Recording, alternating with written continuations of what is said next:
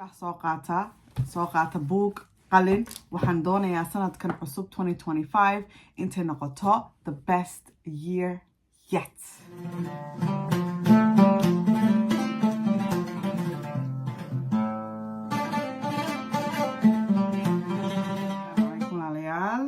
Happy New Year. Maanta muuqaalkan aan ii duubay waxaan muuqaalkii sanadka cusub New Year goals. sanad kasta waan ii duubaa. sanadkan waxaan sanadkii I think saddexaad aan ii duubayo muuqaalka New Year goalska. waxaan horta ku bilaabanaa recap of 2024. muuqaalkan waxaan rabaa intaad inikuna aad soo qaadatiin warqad iyo qalin aan isla sameyno vision board wax la iraado. horta lookan ka warama cajiib no shurbadan waxaan shurbadan ka iibsaday daday markaas waa ku cisha laakiin jewelry-ga waxa weeyaan jewelry asli jewelry kuwan waxaan iska taqaantiin waa Zahra bangle. Everything is 18 karat gold plated. waxay isbedelay maaha good quality. website-kayga information-kayga waa kaas kusoo yaaca insha Allah. taas markaan soo dhaafno sanigiri shah sooqaata book qalin waxaan doonayaa sanadkan cusub 2025 intay noqoto the best year yet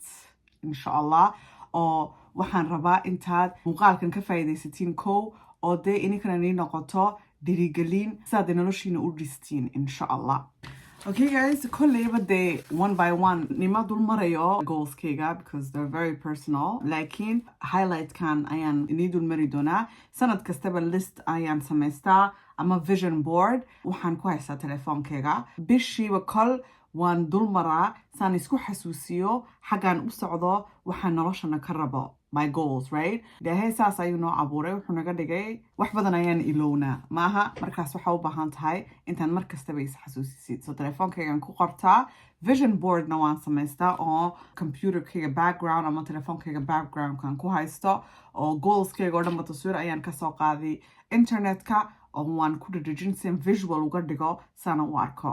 nolosha waxaad doontid ayaa qabsan kartaa. qofkaad doontid ayaa noqon kartaa. waxay ku xiran tahay waxaad maalin kasta qabanaysid. una fiirsana waxaad daawanaysid waxaad dhagaysanaysid waxaad ruuxaaga ku shubasid. so all of that is very very important. so that's why anigu visual is very important. xaggan waxaan ku haystaa to do listigayga maalin kasta waan qoraa. waxaan u baahan yahay calendarkayga xagga yaala. waxaan ku qoraa bisheedu siday u eg tahay appointmentka meetingka eventka aan tegayo ama aan ka qayb galayo. waxay doontaba aa noqoto wax kaste qor. adigana maskaxda isku dhex yaaci. markaas it's very very important. so 2024 aan recap aan sameyno horta. personal horta waxyaabo badan ayaan ka soo baxay. waxyaabo kalena kama soo bixin. koley personalkayga o dhan dani lama wadaagi karo laakiin waxaan ii sheegay waxaan dee aan achieve gareeyay. personal horta waxa weeyaan the first thing highlight waxa weeyaan dee pregnancy-gii. sanadkii hore malaha sanadkina soo dhaafay 2024 January ilmaa July I was pregnant. right uura ayaan lahaa markaas alxamdulilah si fiican ayay nagu dhacday. baby girl is born. alxamdulilah ayaan ku shukrinayaa. so taasi that was the biggest highlight of my year personally. right personal kayga haddaan ka hadlo. ta kalena waxa weeyaan waxaan ku qoray ahayd goal weight-kayga. waxaan isku ballan qaaday intaan sanadka intuu dhammaan aan noqdo at least 85 kg. maantan ila hadlayo waxaan ahay 93.1.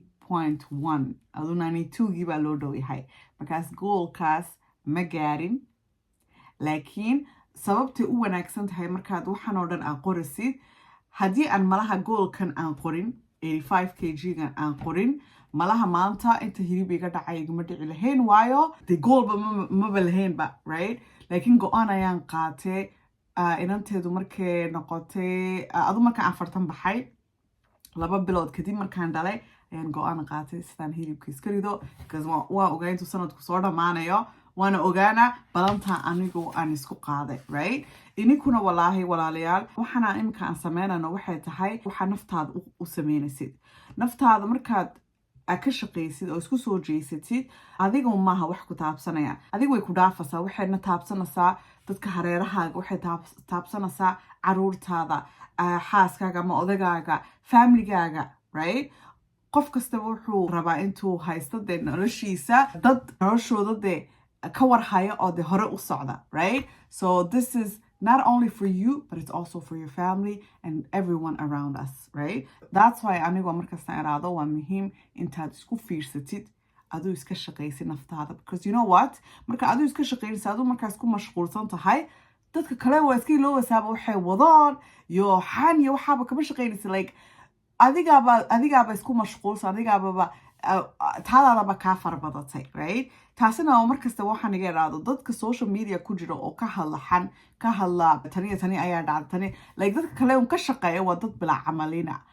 camalkuna waa muhiimna intaad haysatid camal wanaagsan right haddii aad bilaa camala tahay shaydaanku waaba intuu raboba waa intuu doonayaba waxyaabo badan baabo badan oo dee shaqadaada hayn ayaa ku furmanaya markaas that's why I always say isku fiirso isku noqo naftaada ka shaqe so anyways aan kusoo noqono goalskii that was the highlight of my year waxaad dhalashada inanteeda iyo waxay ahayd goalkayga ma gaarin right ma gaarin se laakiin waan u dhow yahay so insha allah goalka cusub waa intaan ku qora xaggan 2025 inta hilibiga dhici doonayo dee health wise aan noqon doono taasina waxaa the second part of the video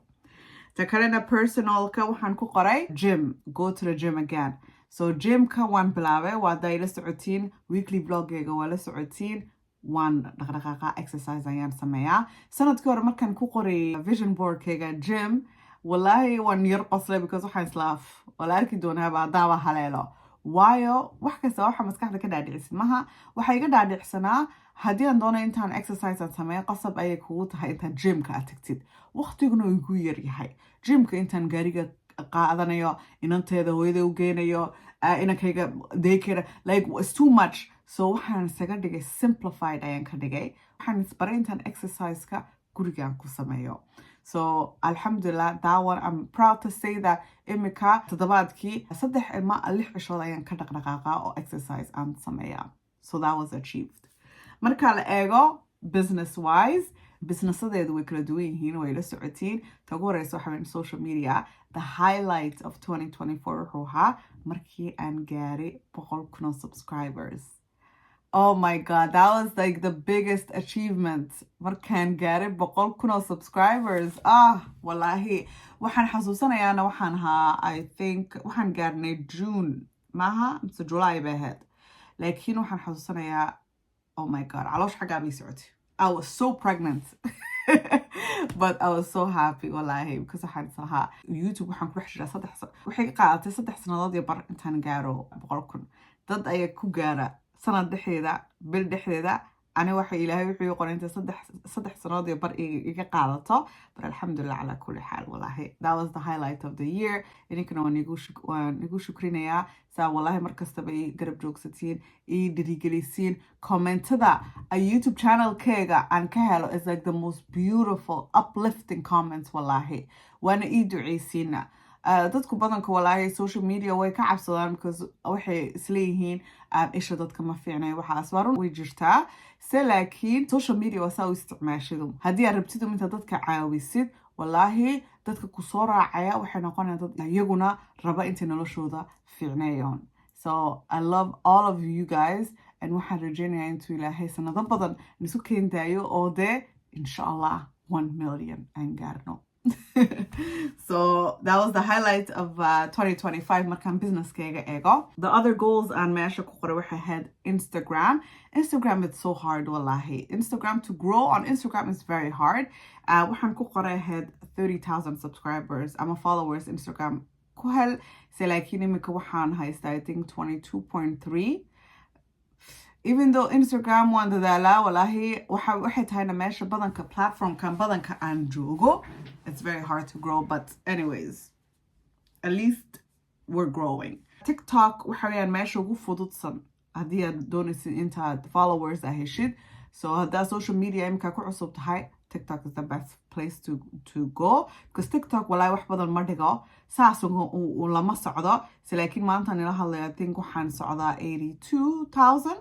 waxaan xagan ku qoray ahayd 100,000 so loo dhow yahay because waan ogahay intaan effort badan TikTok aan gelin oo wax kasta iska soo dhigo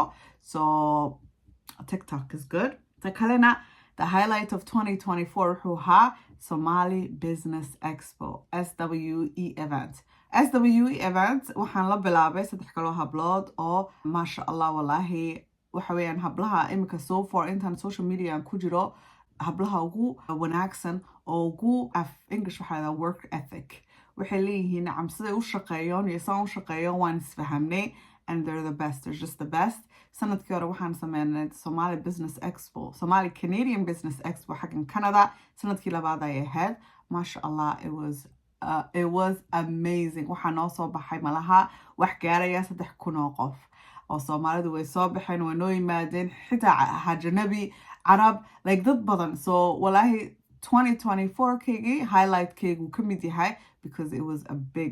big achievement so taas waxa weeyaan xagga businesska markaan eego personal business aan ka hadlay imika waxaan ka hadlayaa finance waxaad u baahan tahay waan ka hadli doonaa mar dhow laakiin waxaad u baahan tahay intaad sanad kastaba aad ku qortid meel inta lacag aad doonaysid intaa save garaysid it's very important guys because haddii aad meel aad ku qorayeen haddii aad bil kastay malaha muuqaal gooniyan taasi ka dhigi doonaa laakiin bil kaste markay lacagta soo gasho suwa intaa isku nadaamisid haddii aad lacagtaada kala nadaaminayeen oo xaggan savings xaggan lacagta caruurta xaggan haddaa travelka waxa haddaa kala nadaaminayeen maxaa dhacayaa lacagta way baxdaa lacagta way kaa bixi lacagta waa bila arsaaqad markaas waa intaad adigu isnadaamisid and anigu I'm happy to say sanadkiina soo dhaafay goalkan lahaa saving wise-kayga waan gaaray waan guulaystay the other goal aan lahaa waxay tahay Asli Jewelry businessadeeda oo dhan ganacsigayga oo dhan aan isku wado Asli Jewelry waxaan ka ugu muhiimsan and sanadkan masha Allah waxaan oran karaa goalkaygii waan gaaray waan guulaystay so waa kaas waa niyar dul maray obviously waxaa jira goolal kale religion salaadeeda iyo diinteeda waxaa jira a relationship aniga odagayga caruurteeda asxaabteeda waxaasoo dhan it's more personal laakiin alxamdulillah 2024 waxay ahayd walaahi sanad aad iyo aad u wanaagsan ilaahayna saa noogu wado imika waxaan bilaabanaa 2025 okay so xaggan waxaan ku qoray waxoo dhan goalskoo dhan aan doonayo intaad aan isla sameyno saniga lahaa warqad iyo qalin soo qaata because muuqaalkan haddii aad seriously u qaadatid oo ay la socotid isbedel weyn ayaa noloshaada ka arki doontaa insha Allah wa ta'ala ilaahay hadduu nafta noo daayo sanadka dhammaadkiisa 2025 okay so sanadkii hore actually waan ka booday sanad kastaba waxaan ku qoraa a word the theme of the year waa maxay sanadkii hore 2 word ay ahaayeen waxay ahayd create and heal right because sanadku markuu bilaabay urayaan lahaa and goalkaygu wuxuu ahaa bas urkan isdhaafi so create kolleyba de ilaahay baa create garanaya ilmahan but it's more than that also SWE eventyaal ayaan sameeyey waxyaabo badan ayaan sameeyey so create that's why wordka create ayuu ahaa you healna wuxuu ka mid yahay de obviously markaad dhashid kadib waxaan ku dadaalay intaan kusoo noqdo de qofkaan ahaa because wallahi uurku ma aha wax sahlan ilmo cusub ilmo baby marka guriga kula joogana it's not easy markaas waxaan ku dadaalay intaan sanadka intuu dhammaan at least aan nafteeda aan ka shaqeeyo oo de niyadeeda aan dhiso postpartum aan iska ilaaliyo waayo wiilkayga markaan dhalay inankayga curadka postpartum ayaa igu dhacada ahayd so taas ayaan iska ilaalinayay so that's why 2 wordkan haystay waxay ahaayeen create and heal sanadkan wordkan haysto waxa weeyaan dream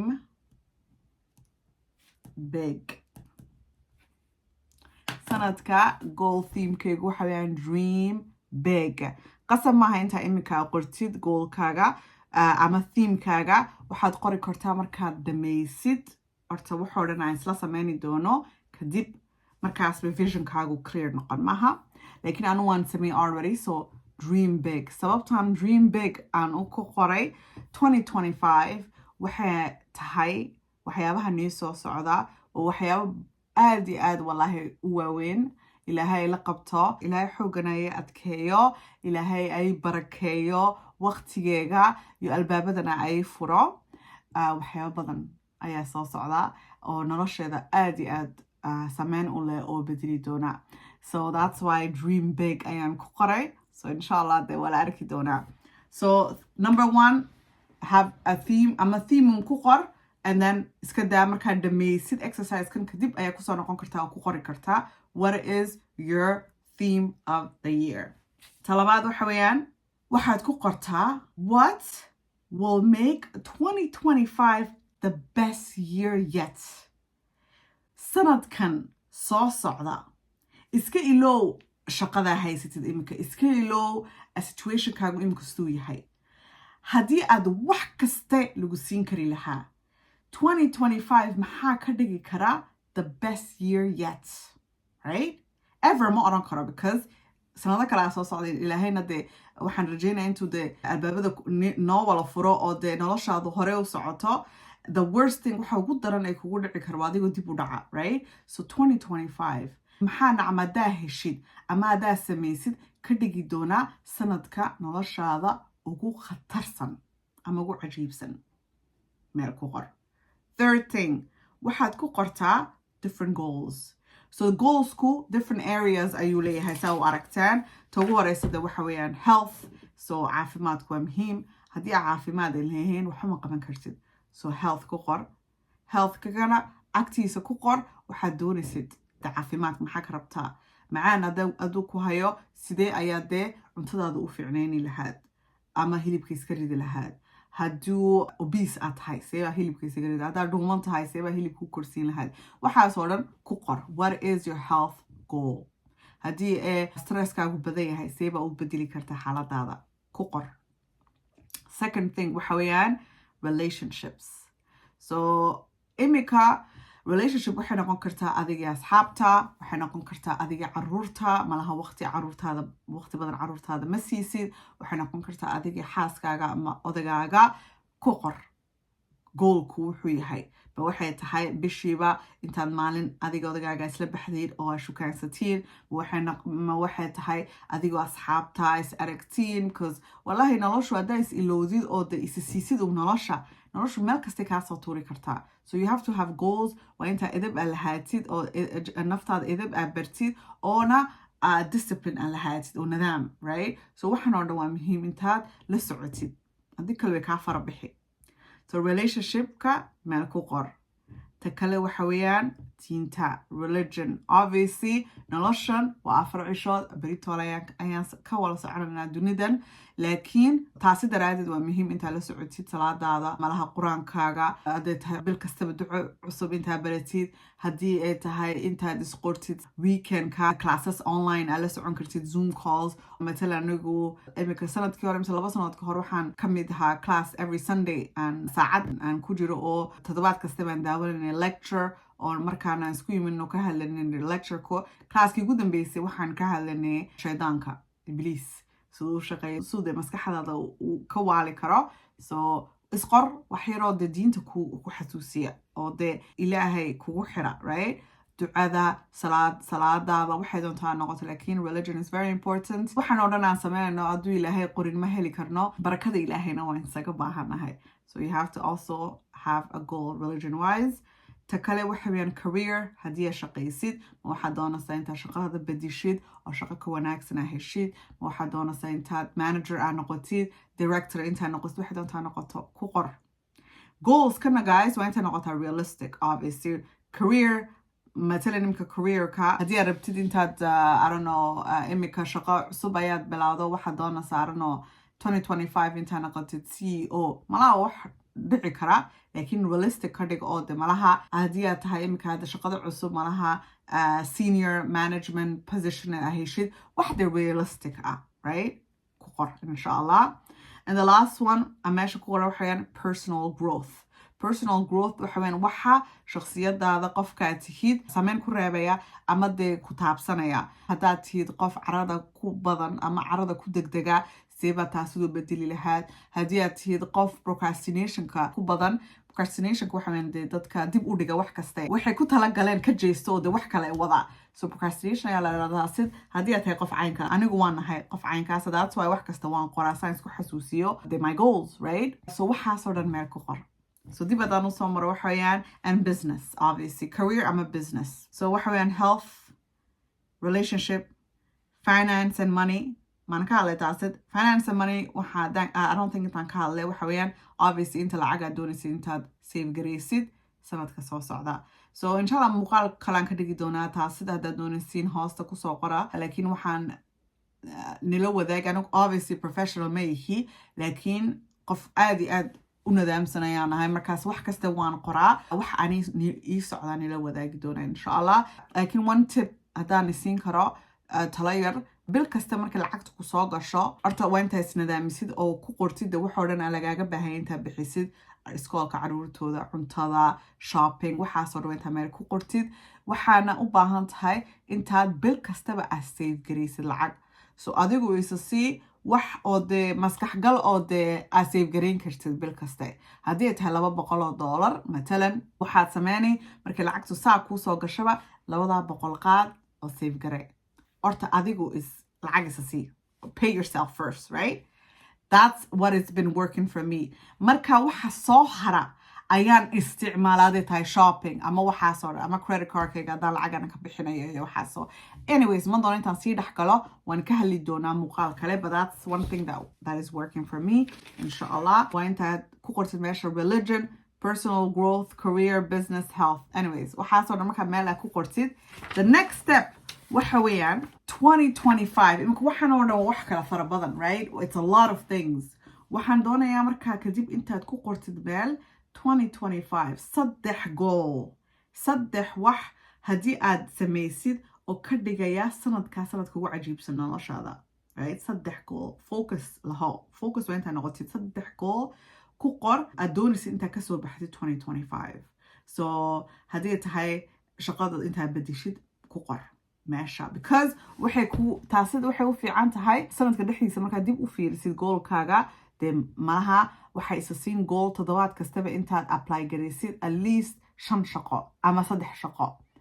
and the more you apply the more chance you have to find your dream job maaha markaas toddobaad kastaba haddaad dee aad eegtid 3 goal okay waa career okay waa intaan ku dadaala intaan shaqadeeda aan bedilo ama business aan bilaabo waxay doontaba aan noqoto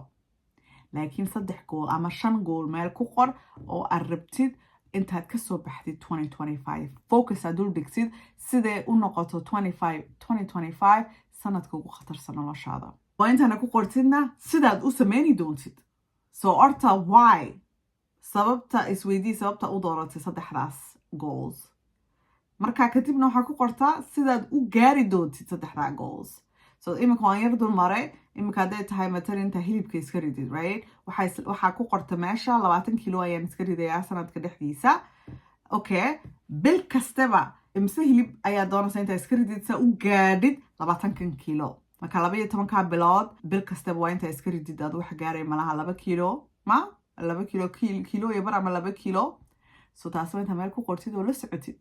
so bil kaste toddobaad kaste maalin kaste maxaa samaysaa saas haddaa isku nadaamisid you'll be the best version of yourself so meel ku qor tashanaadna waxaad ku qori doontaa the goalka haddaa heshid oo noloshaada 2025 ka dhigi doona the best year ever goalkaas ani sanadkii hore wuxuu ahaa business wise wuxuu ahaa 100,000 subscribers on YouTube taasi markaan helay waxaan siri alxamdulillah 2024 wuxuu ahaa amazing year right markaas goolka 5 gool baa kasoo saartay ama 3 gool ayaa kasoo saartay kuwii hore ma adana 5 gool mid la soo bax oo ku qor waxaad doonaysid intaa heshid kow iyo sidaad u heli doontid you have to have a clear vision so saas ayaan socdaa saa u fahmasiin waxaan ku bilaabnay different areas of your life waxyaabaha kala duwan ee noloshaada bedeli doona goolalka qaadatay si noloshaada isku bedisho markii labaadna waxaan adana fiirinay 3 ama 5 gool imikana waxa weeyaan goolka kilaata ee sanadkaaga ka dhigi doona best year ever so taasi waxa weeyaan tashanaad sababta u muhiim tahayna sidana u sameynaysid goalkaagu waxay dhan u dhigaysaa caajiska ama procrastinationka waayo haddaa meelum ku qortid wuxuu dhan aad doonaysid oo clear vision aan lahayn de meelumay ku qornaanayaan imikase laakiin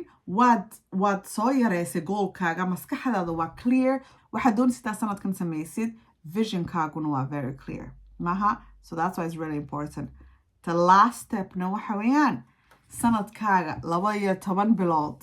meel ku qor ama calendar soo qaado meel ku qor January February ilaa December January maanta sanadkan cusub la bilaabayo goolkaaga oo dhan ku wada qor hoostiisa Decemberna ku wada qor goolkaaga oo dhan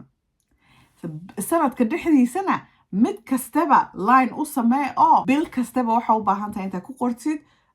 achievement ka samaysid right so example xagan waxaan ku qoray January hadana example keena hadaan ku soo noqdo January waxaan ku qoray sanadka dhamaadkiisa waxa iga dhici doona 20 kilo December 2025 مثلا January waxaan ku bilaabay 100 kilo 100 kilo December 2025 waa inta noqotid 80 kilo maaha 80 kilo markaas bishan dhexdiisa sanadka dhexdiisa aan jeedaa maxaa doonaysaa bil kastaba intuu kaa dhaco sida u gaadhid December imse kilo ayaa u baahan tahay intuu kaa dhaco sida u gaadhid December tusaale labaad waxay noqon kartaa by December 2025 waan intaan save gareeyaa $5,000 okay January 2025 lacagta haysatid waa imisa how much do you have in your bank account December hadday $5,000 tahay matalan imika haysatid $500 then waxa kaa maqan 5,000 so 5,000 seeba u gaari lahaad right 5,000 seeba u gaari waxaad u baahan tahay 12 bilood dhexdiisa intaad bil kastaba aad save gareysid $420 adoo $450 badhay bil kastaba haddaad doonaysid intaa $5,000 sanadka dhamaadkiisa aad save gareysid so ku qor meesha bil kastaba waa intaad heshid ama save gareysid $450 marka toddobaadkii waa $100 so saas isku nadaami oo bil kastaba lahow goals toddobaad kastaba lahow goals maalin kastaba markaa saa usoo toostid ku qor meel anu kani baan isticmaalaa waxoo dhan aa sameynaysid maalintaas haddii kale wallaahi waxba kuma soconayaan right so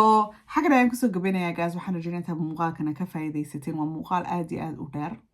waxaan rajeynayaa intay la shaqayseen haddii ay la shaqeyn dib u daawo muuqaalkan warqad soo qaado oo insha Allah goalskaaga meel ku qor insha Allah ilaahay hadduu nafta noo daayo waa inoo December 2025 ayaan dib u fariisan doonaa oo sidana sanad kasta aan sameeyo aan ku noqon doonaa sanadka waxaan achieve gareynay the new goals ayaan insha Allah diyaarin doonaa waa kaas walaalayaal xagan ayaan kusoo gabanayaa anigu haddaan nila share gareyni karo one goal oo aan rajeynayo 2025 waxaan rajeynayaa intaan YouTube aan gaaro 200,000 oo subscribers haddii aan gaaraba 150 subscribers I will be happy imkan ila hadlay waxaan u dhow yahay 110 marka waa 40,000 oo subscribers intaan helaa weeyaan markaas ilaahay baan garanaya maybe 1 million ayaan gaari doonaa 2025 dhamaadkiisa laakiin goalkaygu waxa weeyaan at least intaan gaaro 200 subscribers that will be amazing waa kaas walaalayaal xagan kusoo gabeyn I love all of you guys insha Allah waa inoo madhow fadlan share garee muuqaalkan like igu dhufo subscribe igu dhufo haddaa ku cusub tahay and waan wala salaamay meel kasta dunida joogtiin love you guys maasalaam